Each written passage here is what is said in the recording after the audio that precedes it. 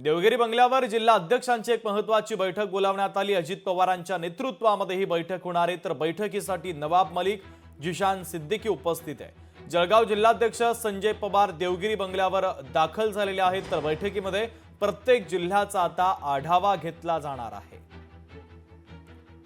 भूषण शिंदे आपले प्रतिनिधी या बैठकीच्या संदर्भातले अधिकचे अपडेट आपल्यापर्यंत पोहोचवतात। भूषण, देवगिरी बंगल्यावर या बैठकीचं आयोजन करण्यात आले, काय अपडेट आहे? बैठक सुरू झाली आहे का?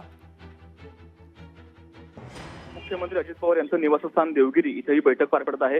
दर मंगळवारी ही बैठक पार पडत असते, मात्र आजची बैठक अत्यंत महत्त्वाची आहे। याचं कारण म्हणजे आजच राष्ट्रवादी काँग्रेस पक्षाचे मंत्री जे होते ते धनंजय मुंडे यांचा राजीनामा झालेला आहे, त्यामुळे त्यांना पदावरून पायउतार व्हावं लागलं आहे। त्यामुळे आजची बैठक अत्यंत महत्त्वाची आहे।